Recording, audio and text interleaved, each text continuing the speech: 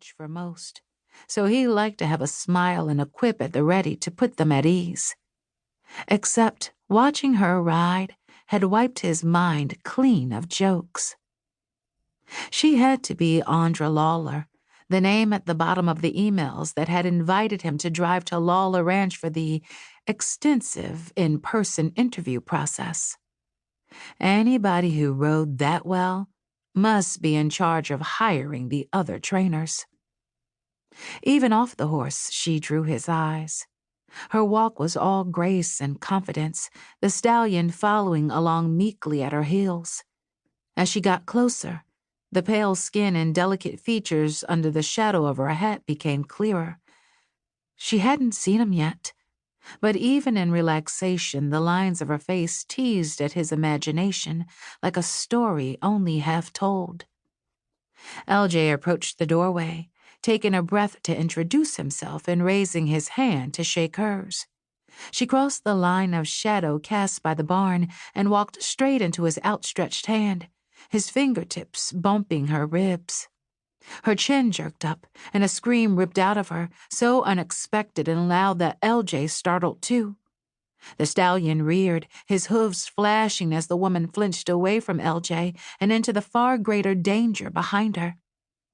LJ grabbed her and yanked her out of the way. The scream cut off into eerie silence, and her muscles tensed under his hands. Goosebumps broke out on the back of his neck, his instincts shrilling all the alarms at how fast this whole situation had gone wrong. Before he could try to defuse whatever the hell this was, she jerked away from him and fell.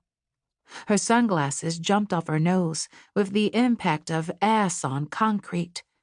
But instead of reaching for them, she gasped for air, and her wide green eyes unfocused.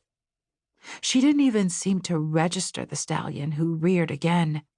His hooves pawed the air inches from her unprotected head. Close.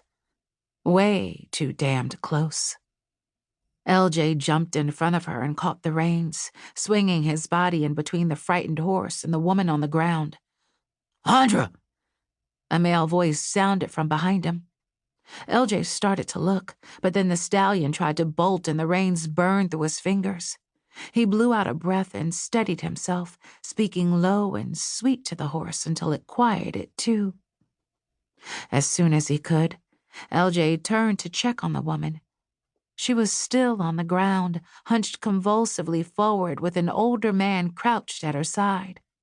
Solid shoulders filled out his faded shirt, even as a potbelly tested the last button above his belt buckle. "Talk to me, sweetheart," he said. No response. "Your horse," the man tried. "Andra, your horse." "It's okay. I have it under." LJ stopped as the man flapped a hand at him, not glancing away from Andra.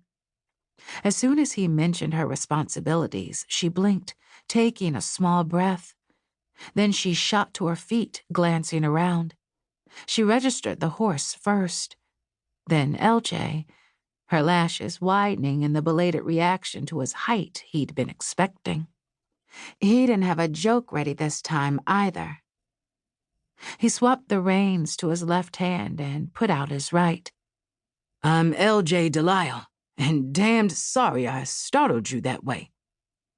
Her throat worked, her shoulders tense beneath the old T-shirt that said, "Eat, Sleep, Ride." She took his hand, her grip strong and certain despite the sweat dampening her palm. "No, I'm sorry. I didn't expect anybody to be standing there." "That'd be your cue to explain what in the blazing hell you're doing in my barn, son." The challenge came from the older man's mouth with all the softness of a pistol being cocked. Beside them, the stallion's ears swiveled forward, and he danced at the end of the reins.